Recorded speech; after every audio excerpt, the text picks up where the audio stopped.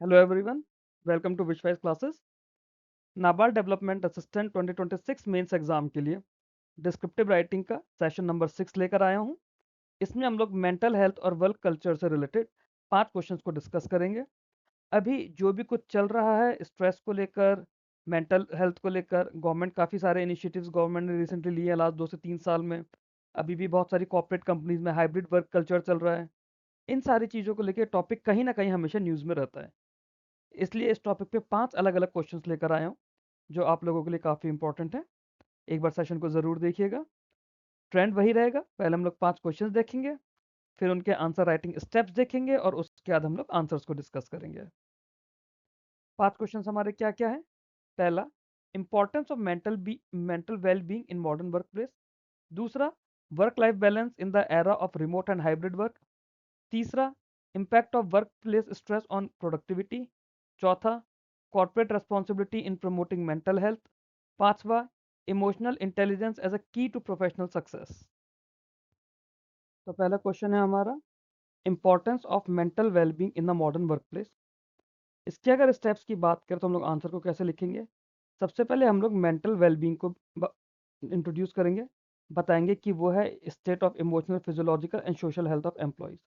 ठीक है। उसके बाद बताएंगे जो मॉडर्न वर्क प्लेसेज हैं हमारे, वो अब विद द टाइम डिमांडिंग और कॉम्पिटिटिव होते जा रहे हैं। फिर कंक्लूड करेंगे इंट्रोडक्शन को by stating that maintaining mental wellbeing it has become essential for both employees and organisation. ठीक है, क्योंकि अगर एम्प्लॉयज मेंटली फिट होंगे, मेंटली हेल्दी होंगे, तो वो ज़्यादा प्रोडक्टिव रहेंगे। अब इसके बाद हो रही है मेंटल वेलबींग के इंपॉर्टेंस की हमारे क्वेश्चन में। तो जब मेंटल वेलबींग आ रहा है तो हमें वर्क प्लेस का जो स्ट्रेस है वो भी एक्सप्लेन करना पड़ेगा। वर्क प्लेस पे स्ट्रेस क्या क्या होता है? हैवी वर्कलोड्स होते हैं, टाइट डेडलाइंस होती हैं, जॉब इनसिक्योरिटी होती है, लॉन्ग वर्किंग आवर्स होते हैं। ये बताया जाएगा कि constant connectivity through digital devices ये भी प्रेशर बढ़ाता है। आप ड्राइव कर रहे हो तब भी आपके पास कॉल्स आ रही हैं, आप सो रहे हो अचानक से आपके पास कॉल आ गई, आप रात को 10 बजे सोए हो, 3 बजे आपकी मीटिंग है, 6 बजे आपकी मीटिंग है। तो ये कांस्टेंट कनेक्टिविटी इटसेल्फ प्रेशर बढ़ाती है। then we will indicate that these factors can negatively affect employees mental health। यहाँ पे हम लोगों ने बताया कि कैसे वर्कप्लेस स्ट्रेस बढ़ रहा है। फिर बात करेंगे प्रोडक्टिविटी और ऑर्गेनाइजेशनल परफॉर्मेंस पे क्या इम्पैक्ट आ रहा है। we'll explain that poor mental health can reduce productivity, motivation and job satisfaction. Stress and burnout may lead to absenteeism and higher employee turnover। Highlight करेंगे कि कैसे जो हमारे हेल्दी एम्प्लॉयज हैं वो ज़्यादा इफेक्टिवली काम करेंगे ऑर्गेनाइजेशन गोल को अचीव करने के लिए। फिर रोल ऑफ ऑर्गेनाइजेशंस आ जाता है इन प्रमोटिंग मेंटल वेलबींग। इसमें हम लोग बताएंगे that organisations should create supportive work environment and positive workplace cultures. We will explain the initiative such as counselling services, flexible work policies, employee wellness programmes. We will indicate that leadership support and open communication also help reduce workplace stress। Way forward आएगा, conclusion करेंगे answer का, emphasize the need to prioritize mental health in workplace policies, highlight the importance of work-life balance and stress management strategies, and conclude by stating that promoting mental well-being leads to sustainable productivity and employee satisfaction। ठीक है, अगले सवाल पर चलते हैं। Work life balance in the era of remote and hybrid work. ये भी काफ़ी इंपॉर्टेंट है, काफ़ी ज़्यादा कॉर्पोरेट कल्चर में ऑलरेडी हो रहा है, रिमोट वर्क भी चल रहा है, हाइब्रिड वर्क भी चल रहा है। इंट्रोडक्शन में क्या है, कॉन्सेप्ट बताएंगे, वर्क लाइफ बैलेंस का कॉन्सेप्ट क्या है। And we mention that remote and hybrid work models they become more common due to technological advancement. आपकी मीटिंग्स हो रही हैं, आप फिजिकली प्रेजेंट नहीं है, सिस्को वेबएक्स या फिर जूम या फिर माइक्रोसॉफ्ट टीम्स की यूज़ करके आप लोग मीटिंग्स अटेंड कर रहे हैं। We conclude by stating that maintaining work life balance has become both important and challenging in this new work environment. क्यों? जापान और काफ़ी कुछ कंट्रीज़ में तो वर्क लाइफ बैलेंस करने के लिए 4 डेज़ अ वीक काम चल रहे हैं, और वहाँ पे कंपनीज़ ने बताया भी है, इंडस्ट्रीज़ ने बताया भी है कि 4 डेज़ वर्क में ज़्यादा प्रोडक्टिविटी आ रही है। We will mention the advantages of remote and hybrid work। We'll explain that remote work provides flexibility and reducing commuting time। तो जो आपका ट्रांसपोर्टेशन टाइम लग रहा है, फॉर एग्जांपल बेंगलुरु में, दिल्ली में, कोलकाता में, चेन्नई में, मुंबई में, people are travelling for 1 hour, for 1.5 hour only to reach their office, और ये सिर्फ एक साइड का कम्यूटेशन टाइम है। तो आने जाने में लोगों के 3 से 3.5 घंटे डेली के वेस्ट हो रहे हैं। जब वो इतना ट्रैवल करते हैं वो थक जाते हैं, उनकी प्रोडक्टिविटी कम हो जाती है। घर में रहेंगे, उतना ट्रैवल नहीं करना पड़ेगा, टाइम बचेगा तो आपकी प्रोडक्टिविटी बढ़ेगी और आप अपने ऊपर भी, अपनी फैमिली पर भी ध्यान दे पाएँगे। Further, we will mention that employees can manage personal and professional responsibilities more efficiently and indicate that it can improve employee satisfaction and productivity. Remote और हाइब्रिड वर्क में एम्प्लॉय सेटिस्फैक्शन भी मिलेगा, प्रोडक्टिविटी भी बढ़ेगी। क्यों? क्योंकि आपके पास फ्लेक्सिबिलिटी आ जाती है, आपका वर्क लाइफ बैलेंस बेटर होने लगता है।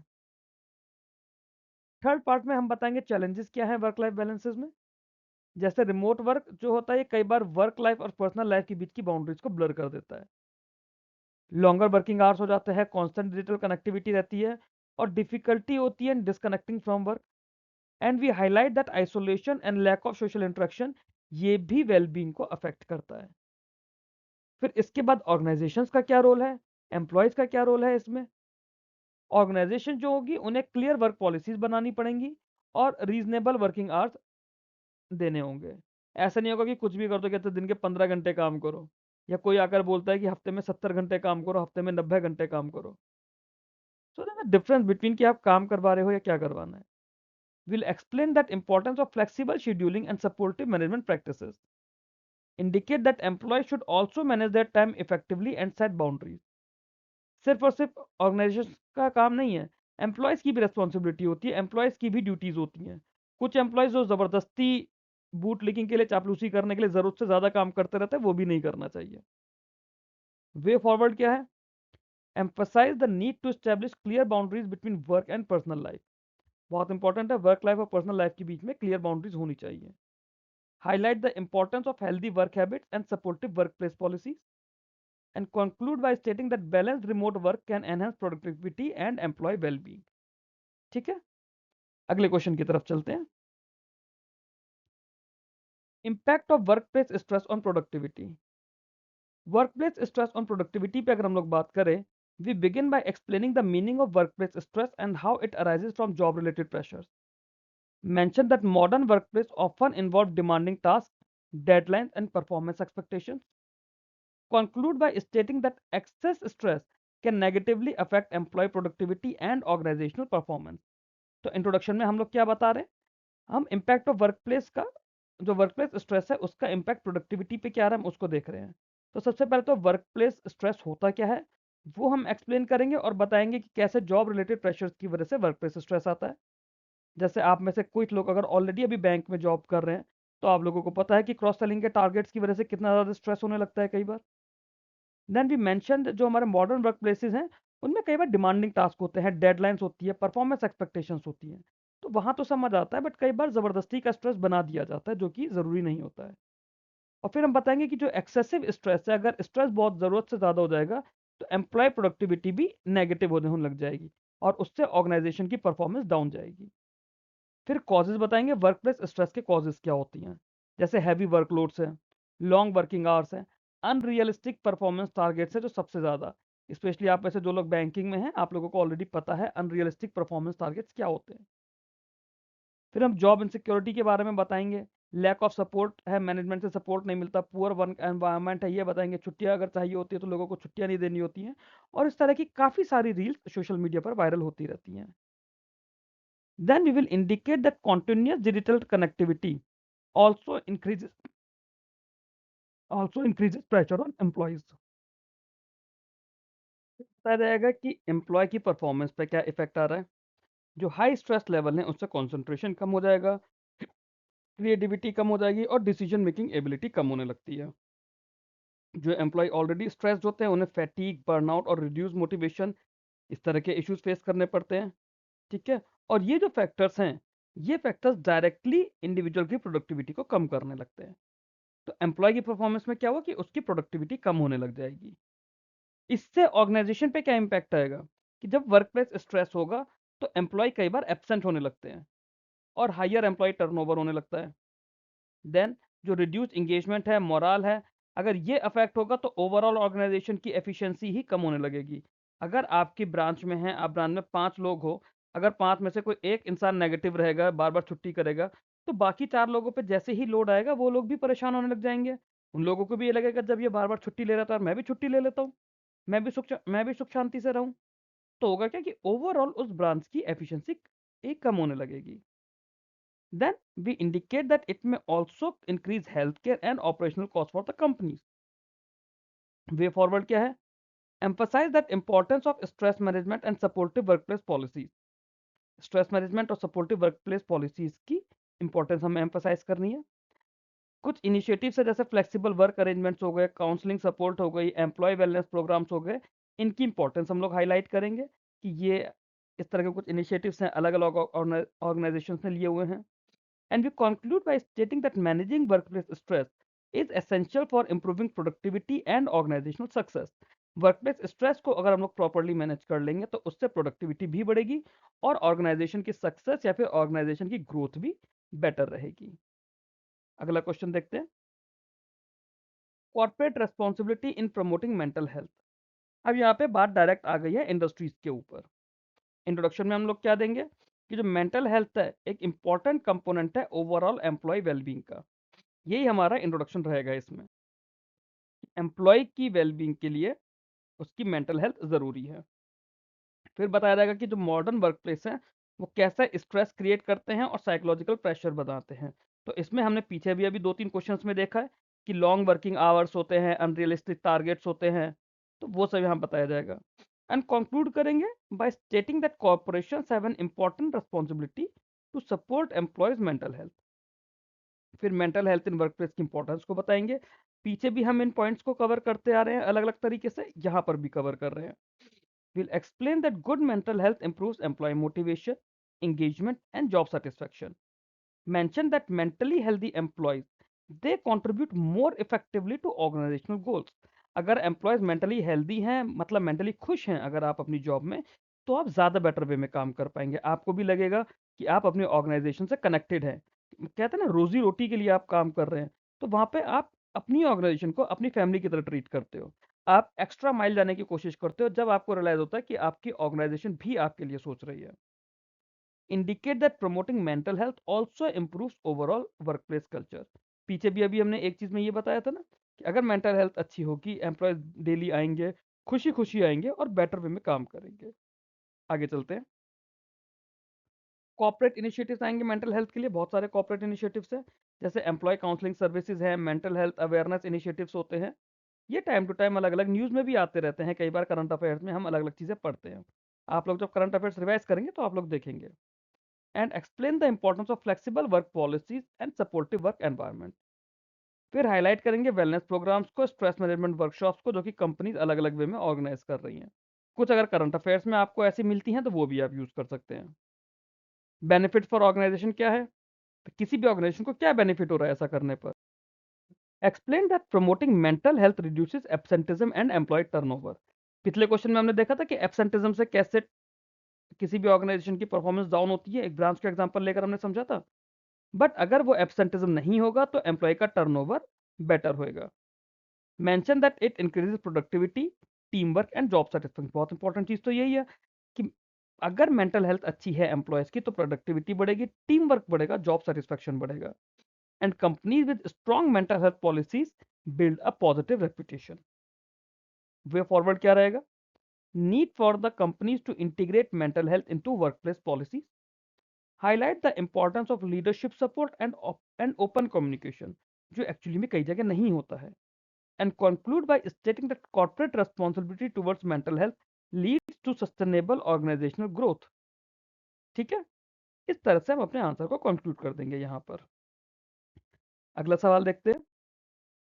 फिफ्थ क्वेश्चन है, emotional intelligence as a key to professional success. Important सवाल है, आरबीआई ग्रेड बी के लिए भी इट्स अ टॉपिक है इमोशनल इंटेलिजेंस का, तो उसमें भी आप लोग देख सकते हैं। इंट्रोडक्शन देंगे, इमोशनल इंटेलिजेंस क्या होती है और इसका रेलेवेंस क्या है प्रोफेशनल लाइफ में। फिर बताया जाएगा जो मॉडर्न वर्क प्लेसेस हैं उन्हें सिर्फ टेक्निकल स्किल्स नहीं चाहिए बट स्ट्रॉन्ग इंटरपर्सनल एबिलिटीज भी चाहिए। तो मॉडर्न वर्क प्लेस में सिर्फ टेक्निकल स्किल्स की नहीं है, आपको नॉलेज के साथ साथ जो बोलने की कला है जिसे हम पर्सनैलिटी डेवलपमेंट का पार्ट कहते हैं वो भी चाहिए। And we conclude by stating that emotional intelligence plays an important role in achieving professional success. जो इमोशनल इंटेलिजेंस है वो प्रोफेशनल सक्सेस के लिए एक इंपॉर्टेंट रोल प्ले करता है। इमोशनल इंटेलिजेंस में होता क्या है, जैसे सेल्फ अवेयरनेस है, ability to understand one's emotions है, ये हमारा इमोशनल इंटेलिजेंस के कंपोनेंट्स या फिर एलिमेंट्स होते हैं। फिर इसमें हम लोग सेल्फ रेगुलेशन के बारे में बताएंगे, जिससे इंडिविजुअल्स अपने इमोशंस को स्ट्रेसफुल सिचुएशंस में मैनेज करते हैं। आपको गुस्सा आ रहा है, आपको पता है आपके बॉस ने गलत बिहेव करा है, आप जाके लड़ नहीं पड़ेंगे उससे। यही इमोशनल इंटेलिजेंस होती है कि ऐसे स्ट्रेसफुल सिचुएशंस में आपको सेल्फ रेगुलेशन करना है, आपको अपने इमोशंस को कंट्रोल करना है, मैनेज करना है।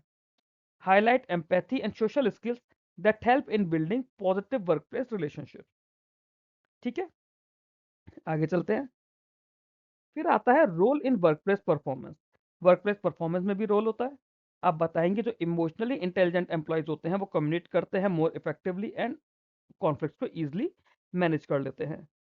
दे can work efficiently in teams and adapt to changing work environment. Work environment भी कई बार चेंज होने लगते हैं। आप में से जितने भी लोग बैंक में जॉब कर रहे हैं, जब ऑडिट आता है आपके अचानक से वर्क एनवायरनमेंट चेंज हो जाता है, क्लोजिंग आती है वर्क एनवायरनमेंट चेंज हो जाता है। क्वार्टर क्लोजिंग पे एनवायरनमेंट अलग है और एनुअल क्लोजिंग पे एनवायरनमेंट बिल्कुल जमीन आसमान का अंतर आ जाता है। We indicate that emotional intelligence improves leadership and decision making ability. ये बहुत इंपॉर्टेंट है कि इमोशनल इंटेलिजेंस अगर हमारी अच्छी होगी तभी हमारी लीडरशिप और डिसीजन मेकिंग एबिलिटीज अच्छी हो पाएंगी। ऑर्गेनाइजेशंस के लिए क्या बेनिफिट्स है वो हम लोग बताएंगे कि एम्प्लॉयज की अगर इमोशनल इंटेलिजेंस अच्छी है तो पॉजिटिव वर्क कल्चर के लिए वो कंट्रीब्यूट करते हैं, टीम वर्क इंप्रूव होता है, कोलैबोरेशन इंप्रूव होता है और एम्प्लॉयज का इंगेजमेंट इंप्रूव होता है।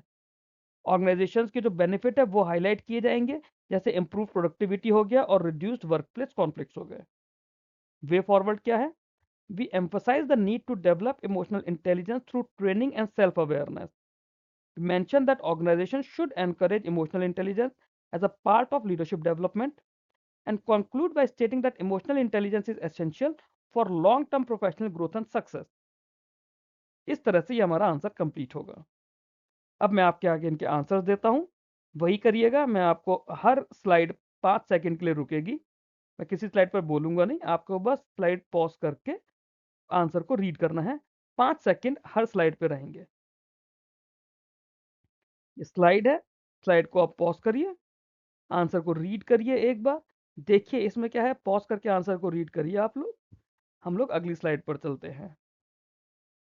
ये आंसर कंप्लीट हो रहा है क्वेश्चन नंबर 1 का। पुअर मेंटल वेलबींग के बारे में हमने यहाँ पे उसकी डिसएडवांटेजेस बताई हैं, फिर ऑर्गेनाइजेशन का रोल बताया है एंड देन हमने आंसर को कंक्लूड करा है। वीडियो पॉज करके आंसर को रीड करिए। ये नेक्स्ट क्वेश्चन है हमारा, work life balance in the era of remote and hybrid work. Video को पॉज करिए, आंसर को रीड करिए। हमने इसके अंदर बताया है कि वर्क लाइफ बैलेंस होता क्या है, उसको डिफाइन करा है ना। फिर कैसे रिसेंटली हमारे रिमोट और हाइब्रिड मॉडल कॉमन हो गए हैं। रिमोट और हाइब्रिड वर्क जो होता है या वर्क मॉडल होता है, इसकी काफ़ी सारी एडवांटेजेस हैं, वो हमने यहाँ बताई हैं। अगली स्लाइड पर चलते हैं। फिर हमने बताया है कि क्या क्या चैलेंजेस होते हैं, जैसे कि वर्क लाइफ और पर्सनल लाइफ की बाउंड्रीज हमारी ब्लर हो जाती हैं। फिर आगे हमने नेक्स्ट पैराग्राफ में बताया है कि ऑर्गेनाइजेशंस का एम्प्लॉय का दोनों का इंपॉर्टेंट रोल है वर्क लाइफ बैलेंस मेंटेन करने के लिए। जैसे ऑर्गेनाइजेशन को क्लियर पॉलिसीज बनानी पड़ेंगी वर्क आवर्स वगैरह के लिए, और same way at the same time employees को भी अपना गुड टाइम मैनेजमेंट हैबिट्स डालनी पड़ेंगी। फिर हमने आंसर को कंक्लूड करा है। अगला सवाल देखते हैं। नेक्स्ट क्वेश्चन है हमारा, impact of workplace stress on productivity. Video को पॉज करिए, आंसर को एक बार रीड करिए आप लोग अच्छे से। ये आंसर का बचा हुआ पार्ट है, वीडियो पॉज करके एक बार आंसर को रीड करिए। इस साइड पे ये आंसर कंप्लीट होगा। क्वेश्चन नंबर 4 के आंसर की तरफ चलते हैं। क्वेश्चन नंबर 4 है, corporate responsibility in promoting mental health. Video को पॉज करके आंसर को रीड करिए। हम लोग आगे चलते हैं। वीडियो पॉज करिए, आंसर को रीड करिए। आंसर यहाँ पे कंप्लीट हो रहा है ये वाला। नेक्स्ट क्वेश्चन की तरफ चलते हैं। क्वेश्चन नंबर 5 है, emotional intelligence as a key to a professional success. Video को पॉज करके आप लोग एक बार आंसर को रीड करिए। हम लोग आगे आंसर खत्म करने के लिए अगली स्लाइड पर चलते हैं। नेक्स्ट स्लाइड आ गई, यहाँ पे भी वही है, इमोशनल इंटेलिजेंस के बारे में बताया है, ऑर्गेनाइजेशन को क्या बेनिफिट्स हो रहे हैं वो बताया है, और इमोशनल इंटेलिजेंस की रिक्वायरमेंट क्या है। वीडियो को पॉज करके आंसर को रीड करिए। तो ये हमने 30 क्वेश्चंस कंप्लीट कर लिए हैं 6 पार्ट्स में, हर पार्ट में 5 क्वेश्चन। इनमें से काफ़ी सारे क्वेश्चंस ऐसे हैं जो डायरेक्टली एग्जाम में या इनडायरेक्टली एग्जाम में पूछे जा सकते हैं। आप लोगों को आई बिलीव काफ़ी हेल्प मिलेगी। बाकी भी अब अगर कोई और टॉपिक आता है तो अब आप लोग ये समझ पाएंगे कि आंसर को लिखना कैसे है। जो स्टेप्स हैं आंसर्स के, वो आपकी प्रैक्टिस के लिए है कि क्वेश्चन आने पर आप आंसर को खुद से सोच पाए, आपको क्या-क्या लिखना चाहिए उस आंसर में। आप इन क्वेश्चन के आंसर्स को आप लोग खुद भी ट्राई करिएगा और मेरे को कमेंट बॉक्स में अपने आंसर्स लिखकर भेजिएगा। Thanks for watching this video. Keep learning, keep growing.